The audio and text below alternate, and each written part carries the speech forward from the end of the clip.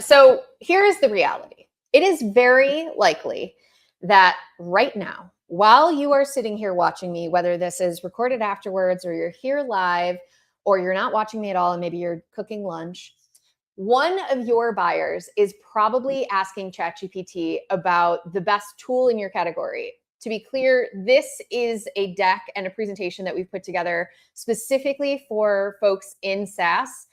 And the reason that we've done that, I'm going to get into in a hot second, but there is a major shift happening in buyer behaviors that marketing teams everywhere are really at this point scrambling to figure out what to do.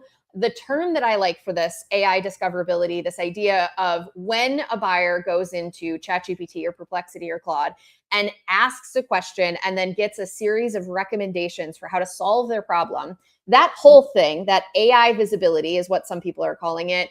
The idea of whether or not you're on that list, there are lots of different words for it. And there's lots of different people who are trying to carve out nuances around this category. Like there's answer engine optimization, and that means a very specific thing. And generative engine optimization, that means a totally different thing. I don't really care. It's not the point of this, right? Like at the brass tacks level, there is just the need for SaaS companies to be, because every SaaS category at this point is extremely competitive, you want to be on your buyer's shortlist. And this presentation is meant to tell you exactly what things we tend to see matter the most in SaaS businesses over a control group of non-SaaS B2B customers. So that's at the heart of everything that we're going to be talking about today. It will answer 5 questions for you. One is, can you trust the numbers and me? This is a evolving discipline. Every day, some new report comes out and some argument erupts in Reddit or LinkedIn about what we should be tracking and if you can trust the numbers and rah, rah, rah, rah, rah. I'm going to talk a little bit about that and then also just explain the work that I'm doing for clients and why I think I'm qualified to have any sort of opinion and conversation about this topic to begin with. The second thing is, how do you sway what you do not own? What most people understand about LLMs is that unlike Google, which was primarily an on-site owned property discipline, GEO, which is the term I'm just going to use collectively to mean all of the stuff that we're talking about, GEO is much more about what I call rented land. The SEOs call it off-site. Most of this is swaying the narrative that the robots consume about you on properties that you do not own, which is an extremely unique problem to solve on its own. And so I'm going to talk about how I think you sway properties you don't own, and then what content is worth investing in right now and prioritizing. And specifically, again, for SaaS companies, does this move a product-led growth motion or a traditional B2B sales-led motion? Where am I seeing the majority of the benefit coming in for AI? And then finally, what do you do in the next days for next 90 days, next 30 days, totally for free or with like a little bit of budget? I want to just take a moment here, not to do like a boring biography of Andrea Lechner-Becker, but I think if you spend any time on LinkedIn or Reddit or Threads or X or any place where people are talking about GEO, it becomes really obvious that a lot of people have a lot of opinions. And I frankly disagree with most of those opinions. And the reason that I disagree with a lot of the opinions that are out in the marketplace comes from my background. So I think that context is super important. Most of the people that are out talking about GEO today come from SEO. I would say somewhere around, like somewhere in the 90 number, right? 90 to 98.5. I don't know. I made that up. But there are the majority of people doing the GEO work come from SEO. And so SEO history colors a lot in the way that people are perceiving and thinking about GEO. I come from an extremely different background. One, I have never done classic SEO work before, not once in my whole career until I started doing it in coordination with GEO. And I come from B2C originally. So I started selling dog art and then phone internet at Cox Communications and then concert tickets and basketball tickets at the Phoenix Suns. So my early career started in B2C. And then when I moved to B2B, it was all around marketing technology and specifically marketing operations. I implemented and optimized probably, if you ever used Marketo, my hands have probably seen that platform at this point. And so I spent a lot of time in technology for B2B organizations doing things like lead scoring, life cycle. And then I moved into a CMO role and I really focused a ton on brand. I am a huge proponent of brand investments.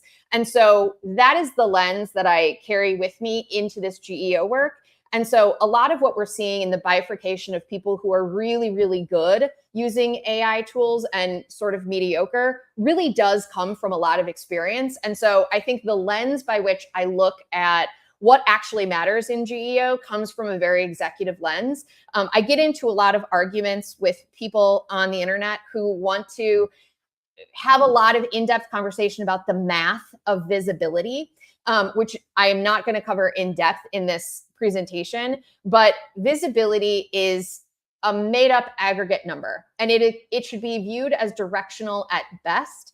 And the argument that I tend to make is what CEOs care, what executives care about, is that this GEO work is putting more money in their pocket. And I do find that the clients that I work with, we are able to prove that the work that we're doing is resulting in business outcomes that actually matter, which is pipeline and revenue fundamentally. So we're going to talk about measurement a lot, but that's just a little bit of a background of why I think in the grand world of everybody talking about GEO, the fact that I do not come from SEO is part of what makes my perspective really unique and I think work better, of course, because otherwise I would change my perspective. And the other thing that we are investing a lot in is audits. So we used to, frankly, have a free GEO audit.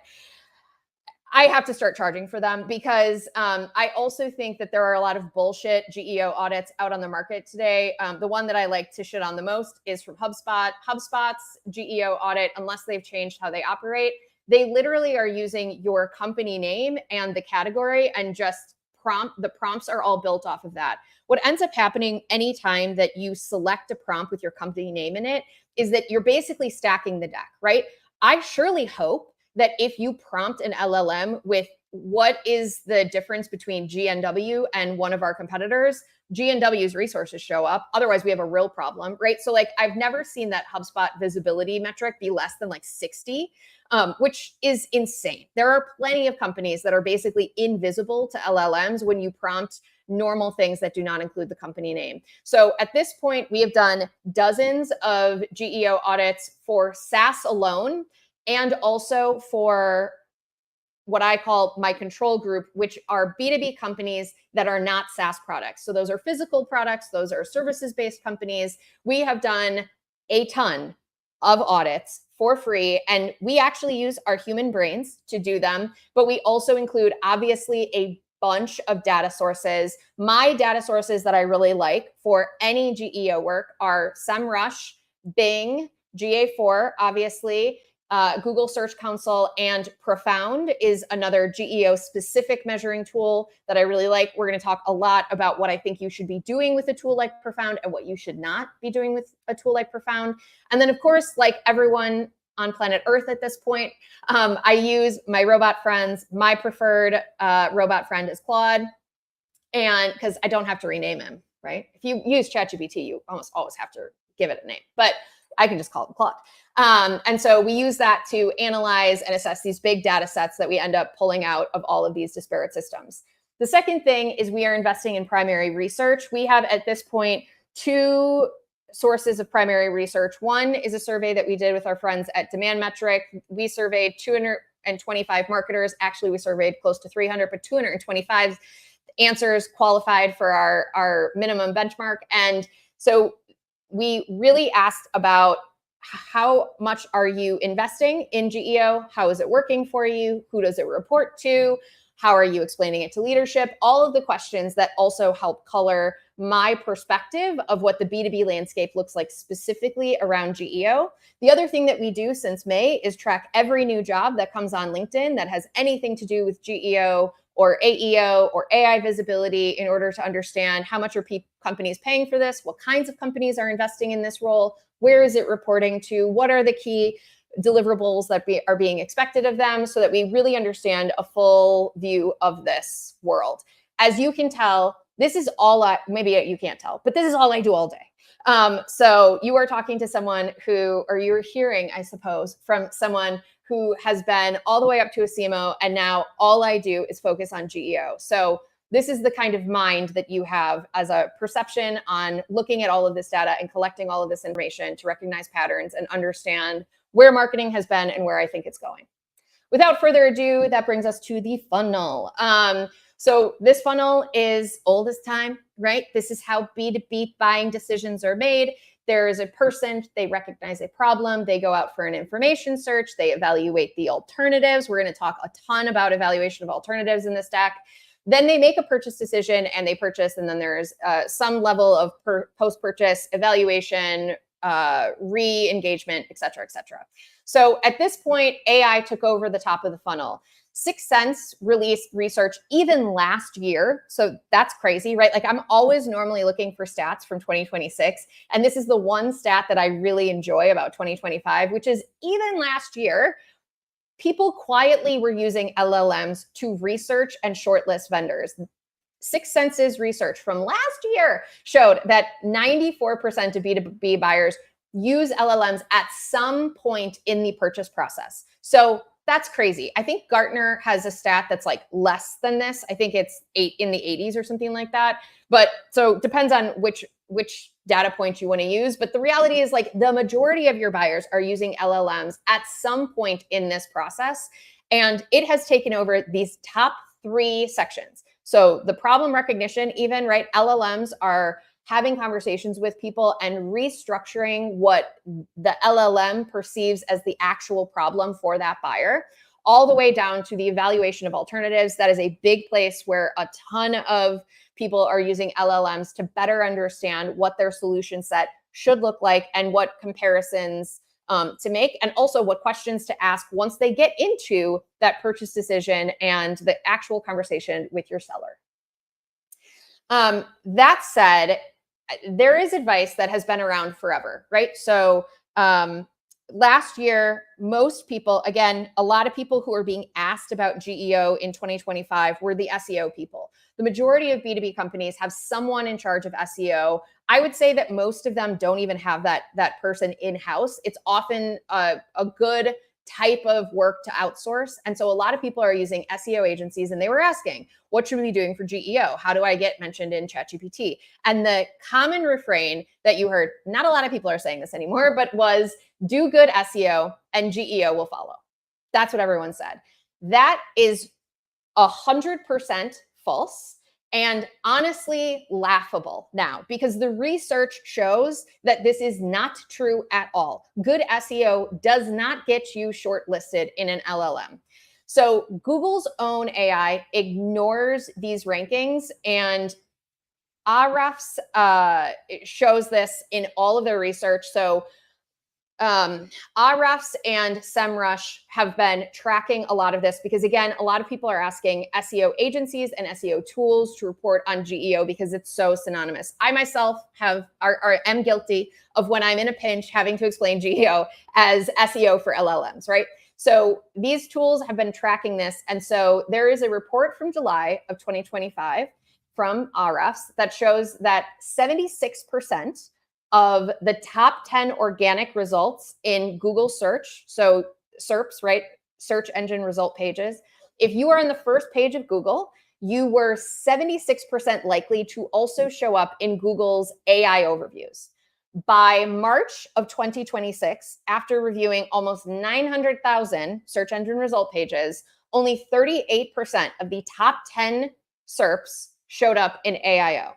So that means that over the course of 8 months, you're seeing a 38-point decrease in the amount of overlap that you have. So squarely, investing in Google SERPs are still important. Google is still the number 1 referral of traffic on the internet. We cannot get away from SEO, but squarely, 62% of AIO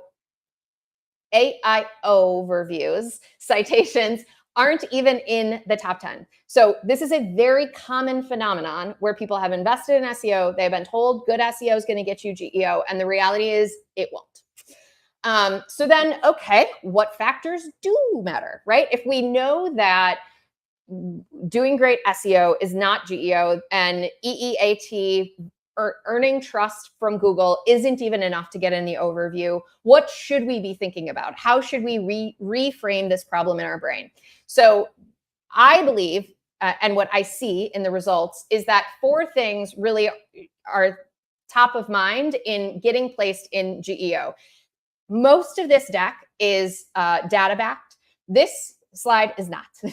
So to be super clear, this is just my perception and what I tend to see happening in client accounts. And this is across the board. So this is not just for SaaS. This is across the board. What are the things that really matter, and deviate what we should prioritize and plan to do from one customer to the next. And so the first thing is industry. It's why we're doing this session, right? SaaS operates at this point. Again, I've done dozens of audits on this. I can see patterns and trends in the way that LLMs operate in SaaS industries, but I still think that's only 20% of the pie. Also, there are ginormous differences between the way that ChatGPT chooses things to cite and the way that Google AI Overviews chooses things to cite and the way that Perplexity does that. Every LLM that I did not mention in here, so your Grok, your Claude, they're somewhere in between. These tend to be the most polarizing, or I guess there's 3 points, so triangulizing, I don't know. The 3 best platforms to look at to understand how all of these things differ. And we're going to talk about ChatGPT more in depth in a second, so I won't go into a tirade about that yet. The 10% of this is also time. So every one of these LLMs is constantly shifting how they query, what they trust, and trying to get better and better and better and better. And so this, when I look at my clients and in broad things like how often is Reddit cited, how often is YouTube cited, it will change month over month sometimes, and quite dramatically, right? If you have followed any of the conversation, especially this happens a lot on LinkedIn, around how often ChatGPT cites Reddit, you will see that it goes like this. And that is what I see in my client data. It is extremely inconsistent, and sometimes it will be up here 1 month and down here 4 weeks later. Sometimes it'll take 6 weeks to go like that. Sometimes but it's a roller coaster. It is not, I don't know, the horizon. I don't know what a good alternative to roller coaster is, but time and the way that these models shift what they trust and how is a constantly moving target as well. So you gotta keep really diligent about where the citations are moving to. And then you also need a little bit of you need to take it with a grain of salt that next month might be different, right? So you should not ever see citation data and freak out, because next month it might be a totally different scenario. And then the biggest component here is the buyer, right? So like the buyer really does incorporate a lot of these things in terms of which LLM is winning is a big component of who your buyer is. If you are selling into marketers, they were primarily using ChatGPT. Now it's about 50-50 ChatGPT versus Claude. And more people are getting back onto ChatGPT from a few issues with Claude. So like it depends dramatically on who your buyer is, just in terms of the LLM that they use, but also how they prompt and what they're expecting to get from the system. And then also how much they trust it, right? So in companies that we have that sell into the enterprise, as an example, there is a tremendous amount of Copilot that we see in their data, because bigger companies, and especially if you sell into highly regulated or kind of staunch, I guess, profession, like accountants or HR or lawyers, like all of those things flavor what you have to pay attention to and therefore eventually prioritize. So I'm going to give you broad things, but I say that to say you always want to look at your own individual data in order to truly understand what this mix means and how much it influences, impacts, and changes what typical SaaS metrics look like. I also want to take a hot second here to just say that the reason that I think SaaS is so uniquely different from a lot of other industries is that and I think that we're seeing this more painfully in SaaS than in other industries, is it's a natural component of the category itself. I think softwares are heavily documented and all in digital, plus they're digitally delivered. It has historically been a comparison heavy industry, I guess is the right word to say there, right? Like we all, I'm sure, have heard conversations about it's between Marketo and HubSpot. How do we know which one to choose and when? It is review rich. So there is an incredible backlog of reviews for many, many years that help give, and they're all written down. So this is incredibly juicy, interesting data for LLMs to use. They are frequently updated and relatively standard, right? So like most of the categories that we talk about in SaaS are tried and true, and we all know and use those words in our language, and they're also explainable. So all of that distills down to this idea that what AI is really, really good at is synthesizing public written knowledge.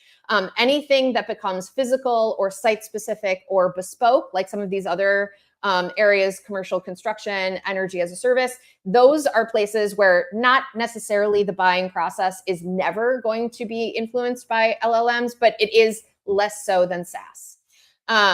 And so the next series is going to talk a lot about MOFU, so middle of funnel through bottom of funnel prompts. So these are going to be, if you think back to the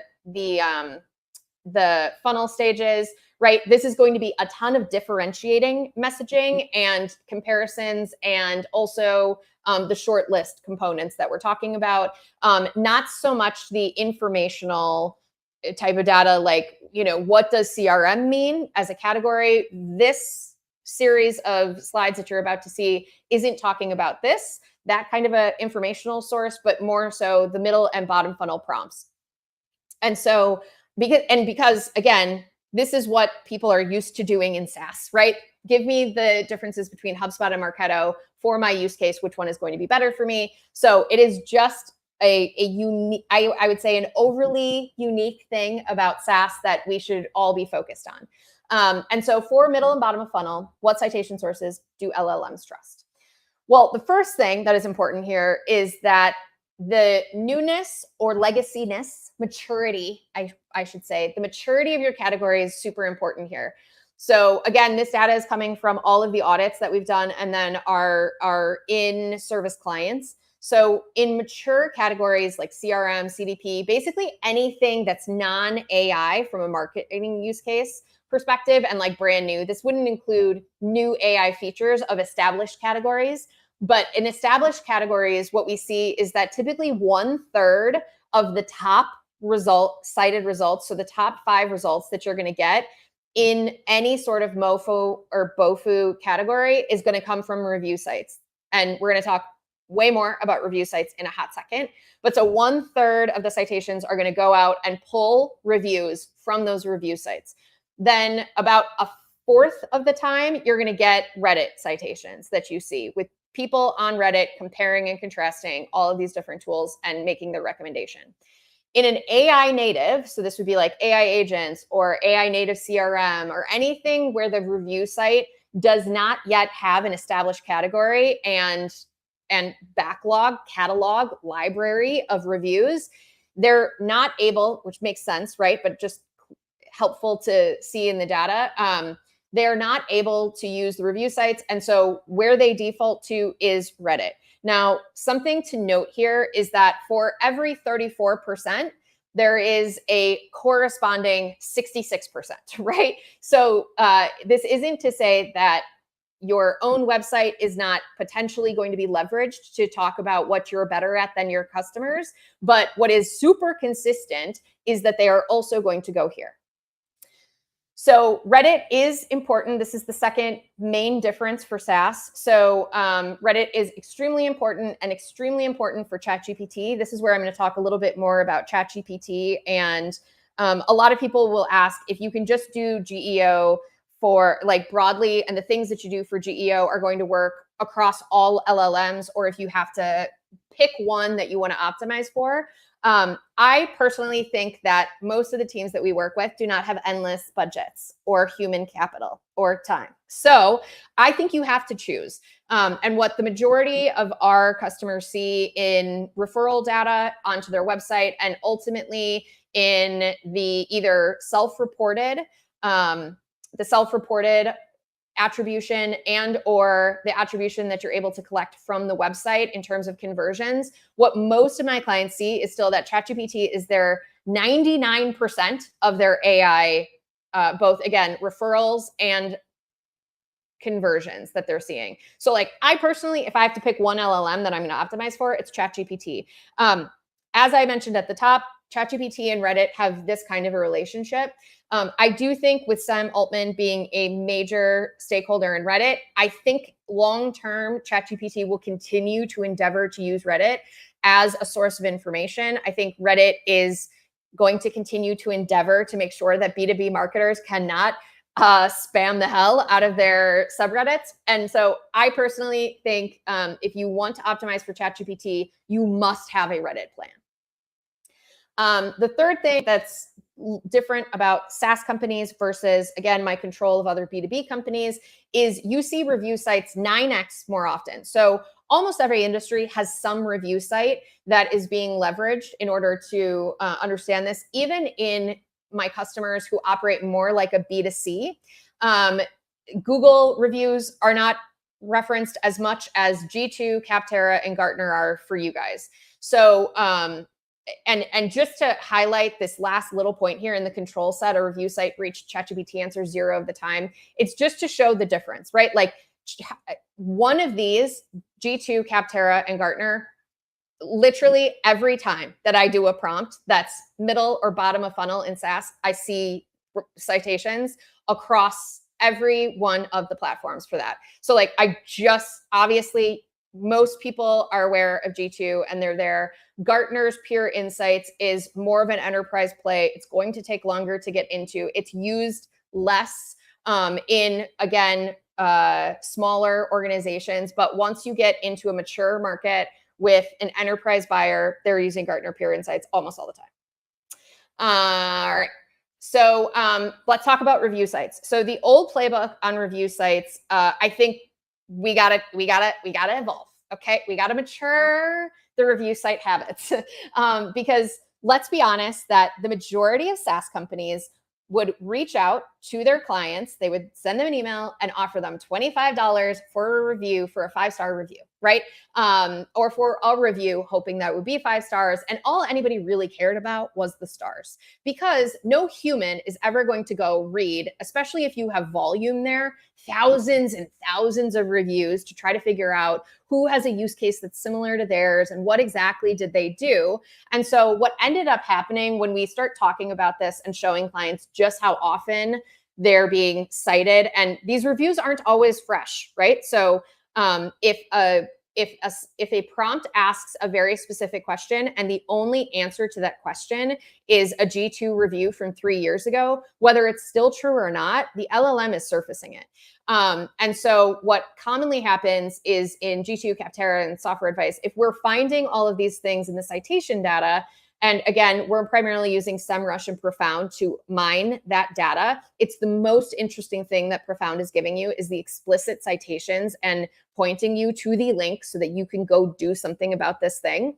What we typically will hear back from clients when we talk about this is that some intern set up the account, or, oh yeah, when the category shifted or when our product shifted and now we want to start being included in this category, nobody ever went to G2 and updated it. So we're not even showing up in the categories that we want to show up in. This is actually an extremely cumbersome thing to do super well. And I think that, again, most companies have been perfectly content with a 5-star rating or a 4.7-star rating overall, and in the 4s for feature sets, and haven't really worried about it. Now you need to worry about it because robots are going and reading all of this intricate detail. And so again, the reviews got farmed out. You all know what I'm talking about, I'm sure. So I think that this is an opportunity for us to use these review sites to create differentiated messaging through user-generated content. So I think the first step to that is giving it a real owner and not an intern, right? Like I think that this work has sort of been like poo-pooed as not that important. It's extremely important. It is helping to formulate what the robots think of you and your brand. It is super important. We should give it a real owner with real KPIs and metrics to achieve. And especially if you're going to get into Gartner's Peer Insights, it's even more important that this relates to your analyst relations, that you have that person helping to formulate or structure what you show up as in the Peer Insights. And Andrea, real quick, sorry to interrupt you.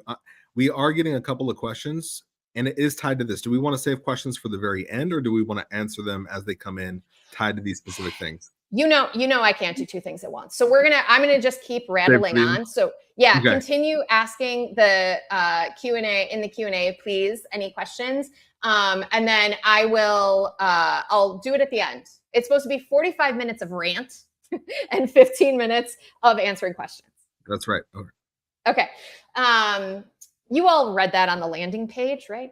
So anyways, and then you want to mine your switchers. So I think the best way that you can leverage a user-generated content on one of these review sites is by coaching your reviewers on what to say. So I think the best play here is to take people from your biggest competitor who have moved to you, and you interview people or you already know maybe from calls with customer success or something like that.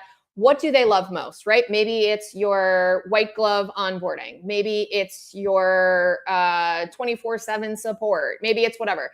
And so hopefully you have all of those differentiators already figured out. If you don't, go mine them. And then you basically create a database of everybody who switched from your biggest competitor. And I'm going to get into like the actual verbiage that I think you should use in a second. And then you hand them the language. Okay, so this is just my example, right? Like teams who switched from, I don't know, let's say you sell an AI native software like coffee.ai. If I was on the marketing team for coffee.ai, what I would do is I would say teams that switch from Salesforce tend to like this about switching to coffee AI. Mind sharing your perspective in a review here, right? So like, I would also say that a lot of this GEO work is it feels super schemy, right? It feels very like SEO, old school, black hat. And I hate it. Like the manipulation of Reddit and all of those kind of companies that are sprouting up and trying to use agents to do all of that, or the agents that are on LinkedIn. I hate all that stuff. So I do just want to say, like, in my opinion, this is not trying to game what G2 has at all, but really just, again, coaching your customers to go sing from the same hymnal that you want. And it's not to take unhappy customers and paint them as happy. You want to take your happy customers and you want to just give them a shortcut to creating a review that also, yes, benefits the differentiating messaging that you're trying to communicate out into the world. But this also will help human beings, right? So I have an altruistic view of this. I don't think that it's underhanded or creepy at all. I think it's literally just great marketing. To clarify, there's 5 things we're going to talk about. These are the longest, I promise. So how do you sway what you don't own? I think first, you fix your review profiles. Second, you run a switch play on your biggest competitor and your differentiators so that it gets out into the market. The third is I didn't talk a lot about the Reddit playbook, but I am a big proponent. I do not think any company should be outsourcing Reddit 100% to an agency. I think that is a big mistake. We do not know what your company is like you do. And so I would say you put one human on Reddit every morning, and what you can automate is finding the subreddits that matter, the conversations that are happening matter, and drafting responses. But this person needs to know their stuff. Like, they cannot just copy and paste what an agent says into it. You're seeing a lot of this on both LinkedIn and in Reddit, where the format of this is like, it'll take a point from the original poster and it'll say, this is the most important point, and then diatribe into like whatever they're trying to say. Don't do stuff like that, right? Like, make it really genuine and put a real human being behind it that can not only contribute to the community in a valuable way, but also obviously be on brand with what you want the market thinking about you. But authenticity is key. I have this slide in here again, just to say that SaaS is very different. It's on the cutting edge of this. It is harder because of that. And so what content is worth creating now? As I mentioned, they're 1/3 of the time, the LLMs are leveraging review sites. 1/4 of the time, they're leveraging Reddit. The rest of that is a smorgasbord of things. There's a lot of social in that, right? So like a lot of the times there will be LinkedIn stuff, there will be YouTube stuff, there's even Instagram stuff increasingly. So there's a smorgasbord of things in there, but a part of that smorgasbord is owned content, right? So if you have really compelling side-by-side comparison, feature comparisons, LLMs will bring that from your website and use it to cite and use it to form its opinion. And so I do recommend that you create comparison alternative to pages and be really, one, honest, and two, transparent about all of that stuff that you may have historically hidden in a PDF, right? So many companies that we talk to have competitive one-pagers, but they're very, very squirrely about putting them out onto the internet. And one of the things that I think GEO work always makes us do as a marketing team, sort of an unexpected byproduct of this work, is that we really have to we have to analyze and second guess all of these common tropes that we have managed B2B marketing through, such as for enterprise pricing, fill out a form, such as for competitive differentiators, talk to a sales guy, for a data sheet, talk to a salesperson, or here's a download that you can get after you fill out a form. LLMs aim to democratize information. And I think that the more that we gate things, hide things, and keep our customers from truly learning our perspective, the worse off that we're going to be, because LLMs are going to, if they are asked a very specific question about you, your brand, your product set, your pricing, they are going to do three things. One is they're going to go directly to you first, right? If one of your buyers is asking direct questions about your product, the LLM is going to go try to find that information on your website. If it doesn't find it, it is going to go to a third-party source. And if it can't find it either of those places, it is more likely than not to just make it up, hallucinate it. So it's not just going to say, well, I don't know, I can't find anything about pricing. It's more likely than not that it's just going to give a price. And now that's in your customer's head. So in my opinion, a lot of the GEO work is owning the narrative, right? From a classic PR strategy perspective, like you need to really be transparent and own the narrative out in the marketplace across, again, your owned properties, but also your rented properties. And don't hide things in PDFs or behind JavaScript. Robots don't like it and they won't stick around to figure it out. The third thing is I don't talk a lot about video in this deck, but video, YouTube in particular, is such a great opportunity for almost every B2B company in almost every slice of industry, because so few competitors do that well, right? So, and it doesn't have to be fancy. What I am going to do with this very deck is chop it up and make it into a bunch of question and answer YouTube videos.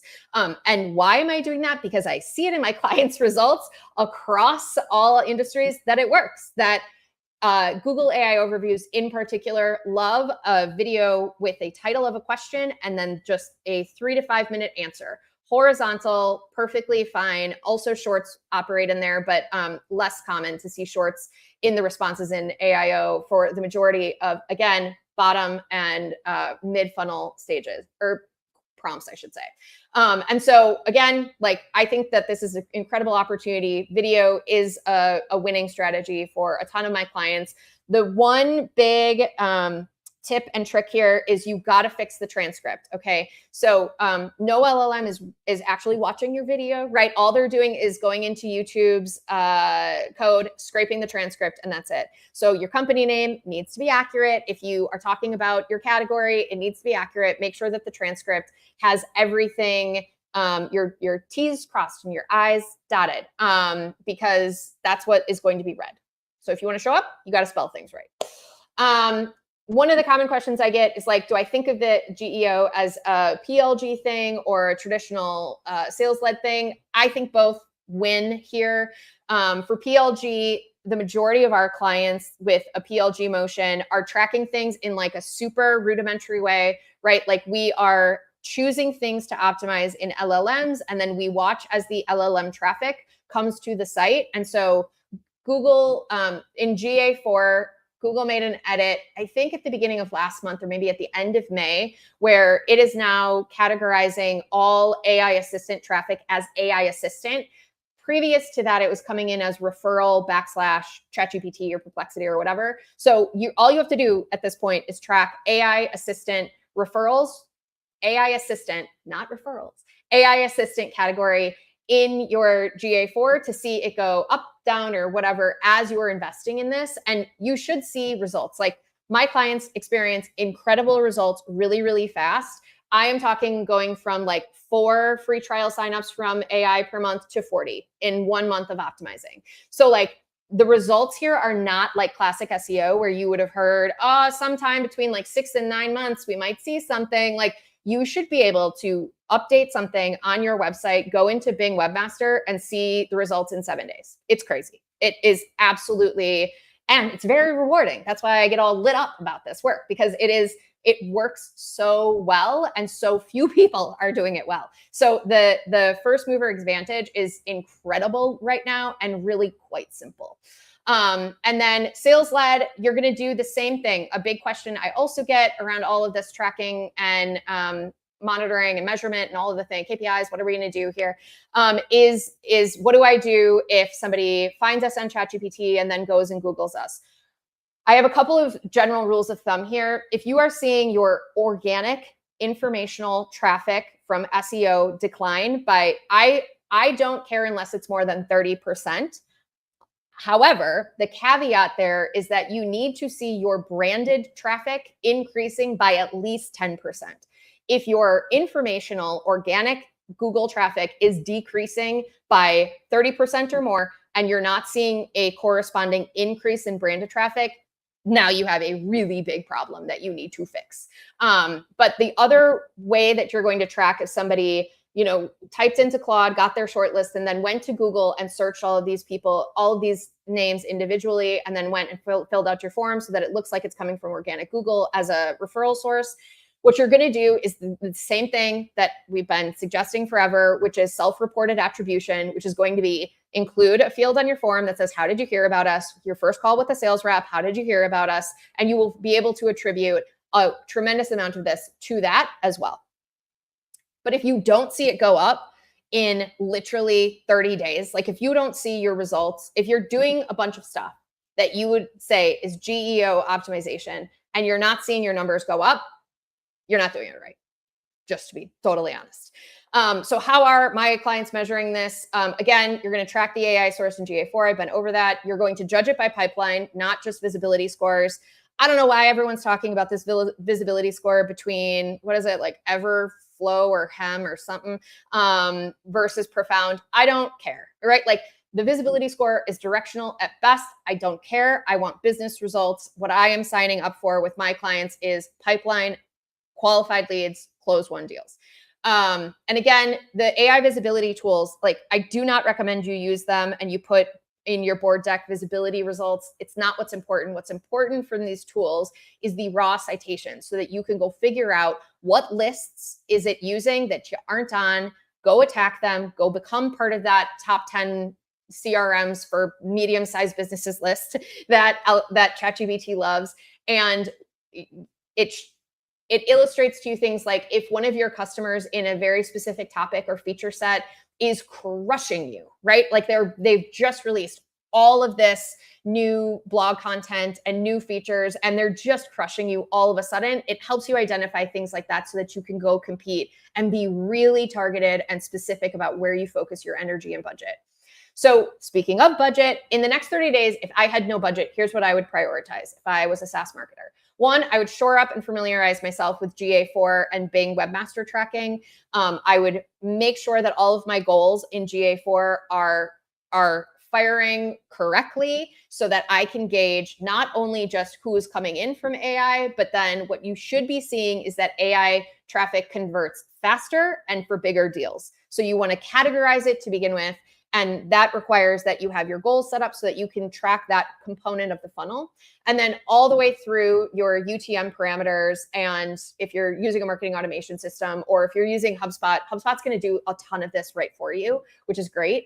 And then again, I would prioritize the switcher email campaign and clean every Capterra and Gartner profile. If I had $1,500, here's what I would do with it. One, of course, I'd get a GEO SEO audit from us. It's amazing. We've got a whole page that I'll send you as a follow-up. And then I love this company. They are not paying me to say this. They did not sponsor this presentation. But Blastra, if you go to this site, they will clean up all of your review sites. They will go do all of the tedious shit that nobody wants to do around making sure that your categories are correct, and go isolate any additional place where, like, again, G2, Capterra, these are all the big ones, but there's dozens of other random ass review sites that are also impacting LLM results. So they'll just go clean it all up for you. Their packages start at $99. They're dirt cheap. And I really like their CEO. I think she's doing good stuff. So check it out if you have a little bit of budget to throw at this problem. Okay, I was 2 minutes over. I bet you thought I was going to be 20, but I'm not. I'm just 2 minutes into the QA. You got questions.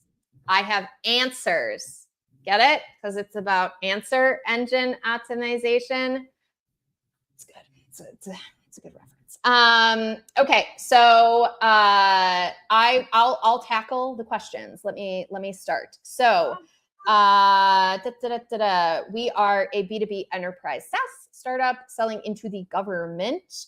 Client base very small. How can we leverage reviews? I don't think so. The great thing about GEO is I actually think that if you are a smaller company, in a lot of ways, it's easier to manage your GEO presence because things are a lot more clear, and typically you can move a lot faster than in the enterprise. One of my biggest qualifiers for whether I'll work with someone or not is how fast they can publish content, because one of the things that LLMs care way more about than Google has historically is timeliness.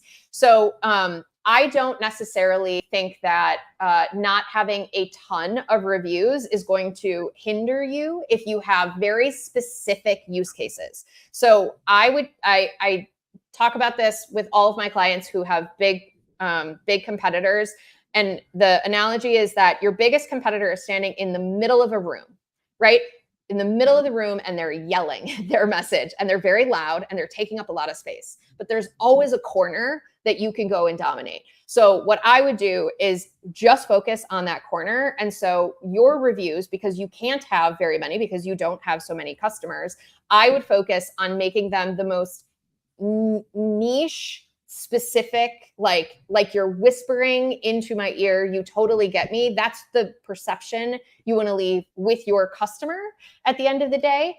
And so I would niche all the way down and make sure that your user generated content is speaking directly to them. Because also what ends up happening, I have no idea what you might be selling, but if you're selling into water utilities, most big enterprise companies are going to have that section on their website that's like industries we support, water utilities, and also like, I don't know, like airports or something. I don't know. But like they service all of these people. And so to some extent, that breadth from a competitive perspective, you're going to use against them, right? So like even from a competitive standpoint, it'd be like, you know, when we used Andrea Inc., right? Like we felt like we were the center of their universe. Their support is amazing. They're really a scrappy undercover win for us, blah, blah, blah, blah, blah. You're going to coach them to, again, whatever your differentiator is. I'm sure you got them. You need them in a business, any business. You're going to just write them down so that your customers are singing from your same hymnal. And Andrea, you know, you were talking about reviews from a review standpoint, Gartner, Pure Insights. Is there value in having, in a similar way, really robust testimonials, comprehensive case studies that are on site as well, speaking to those use cases? Because that might be another way you could. Yeah, that's a great point. For sure, LLMs care about case studies, even like in our own data. And one of the places where too, if you're, I actually didn't mention it a ton. I sort of slightly, I guess just mentioned is the only word that makes sense. The Bing Webmaster tool. So Bing Webmaster is the most slept on tool in GEO. It's totally free. If you have access to Google Search Console, you can set up a Bing Webmaster account in like 2.5 seconds. All you do is connect it to Google Search.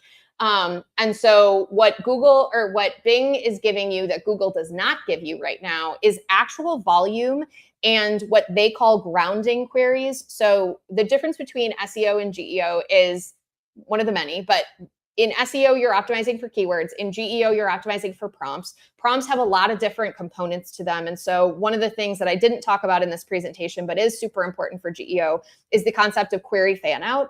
And so what the LLMs will do is basically take a prompt and break it down into multiple different components. And so the grounding query is one of those components. And what you even see in that data, often in a lot of the stuff that we place for in Bing, is the idea of case studies. Like it will literally say like case studies for mid-market GEO, right? Like, so you get a lot of good context on what someone is prompting that is showing up for you. So you can just optimize that more and more and more and more and focus on, and basically make a hypothesis about other areas, right? So like if Bing has a grounding query for case studies for mid-market GEO, I'm willing to bet they have another grounding query for case studies for enterprises GEO, right? So like things like that become pretty easy, and really the only place that you can get actual prompting that users are using is Bing right now. Otherwise, the rest of this tool set, like SEMrush or Profound or any of the other tools that I've mentioned throughout this presentation, they're giving you proxies, right? So like you're going to go into those tools, you're going to put your prompts in that you think people are using, and then it's going to give you citations and volume over the course of basically every day. They go run those prompts on either through the API or through remote computers that use the actual interface, and give you answers. So like the Bing results, all that to say, the Bing results are the closest to like real that you can get. And so you can publish something to Akande's suggestion there on case studies, see how it places, or if it doesn't, you want to try to manipulate that page to make it more friendly for LLMs to cite and find. And I would say most of this, again, why I think smaller companies have a better opportunity than big companies. Enterprise companies talk around things. It's one of their biggest problems. Their messaging is really confusing often. Often they're trying to create a new category for something that is already an existing category. And so small companies, if you can talk about your product really straightforward, it is extremely helpful. I used the example of Coffee AI earlier. Like there are certain topics where Coffee AI is the third most sourced citation over Salesforce and HubSpot. So like small companies can absolutely win. You just need to be crystal clear with your messaging and the words that you use and how you structure question, answer, clarity. Hopefully that was helpful. It's so weird being a consultant and not being able to see your face and the response, but hopefully it was helpful. Okay, if ungated content is the best strategy for GEO, doesn't that create some tension with sales teams that have traditionally relied on MQLs? There's another question after this, but I'm going to answer this first one. Sales teams fucking hate MQLs from content forms. They don't want to talk to those people unless it's like on their named account list and a dream account. And even then, the likelihood of someone downloading your ebook and then responding to sales is super low. It's probably not going to happen. And if they do respond to sales, it's probably because they were going to reach out and fill out the contact us form the next day, but it's just easier to answer the email from the guy or girl who is trying to sell them, right? So like I think these are lies that marketers have told ourselves forever. Is like, oh, this is so valuable. Oh my gosh, my ebook is the best thing that has ever occurred and so valuable that people will give me their information. It's a totally fair value exchange. It's not. And it's just hurting you in terms of what LLMs perceive you to be. So like, I think the cost of it, right? Everything should be a value equation. And I think the opportunity cost of you gating your best content now with LLMs is way too high. I think it's way, way, way too high. Don't do it. Don't do it. Does that mean companies need to shift how they measure marketing success from MQLs towards influence pipeline? Well, listen, your girl's been campaigning against the MQL since she got back into business. I was mostly retired for like 6 months. And when I came back, I was like, I hate the MQL. I don't think it has any value. If your customer wants to reach out to you and talk to you and buy something from you, they are going to fill out a contact us form. They're going to call you. They're going to figure out how to buy your thing from you. I don't think that people buy on your timeline. I think they buy on their timeline, and trying to force the subject to me is a wasted effort. I hate it. And so, yeah, I think marketing teams should be responsible for pipeline. I think we should be responsible for brand. I mentioned at the top that part of what I like, well, part of the lens that I carry across the work that I do is my heavy, heavy affection for brand investments. And I would say that like video, right? Like all of these things that historically B2B companies have struggled to get investments for, like now LLMs expose just how important they are. Community building, right? Like if you do Reddit correctly, it should really double as a community. And so I think the classic metrics for marketing should be share of voice. I think they should be brand recognition, and I think it should be pipeline. Like those are ultimately what I would measure and gauge success by. And MQLs are bunk, in my opinion. Okay, is there a cheap free tool out there that surfaces which sources are being cited when my brand pops up in the AI results? I'm sure that there are. I am so into. It's a good question. I'll take a look. I get pitched by a lot of GEO, AEO measuring tools, AI visibility tools, and I just don't have the time to look at them all, but I will endeavor to find one or two and push them over to you. So there are 2 minutes left and no more questions, because I'm sure I was so thorough and explained everything so well. Again, this is what I do. My DMs are open. I am happy to answer tons of questions about this. Your questions help me write content that I then go publish and get cited in LLMs. And so if you follow along with me on LinkedIn or YouTube or TikTok, you will see me eating my own dog food, drinking my own and washing it down with my own champagne. I am on LinkedIn talking about this stuff constantly. And so, yeah, follow along and learn more about what I'm thinking. And again, GEO is exciting because it changes all of the time. And so I am constantly publishing new things and changing the way that I think about things, and just giving away advice, because I love this and it's super fun. And I want you to love it too. Awesome. Well, yeah, thank you everyone for joining. We're excited for another session, and we will be having another one, Andrea, I think in like 2.5, 3 weeks, something like that. Yeah, it is changing. So keep that in mind. We'll be sending out emails about that, and anyone who registered will be sure to follow up as well. But yeah, have a great rest of your day, everybody. Thanks, everyone. Bye.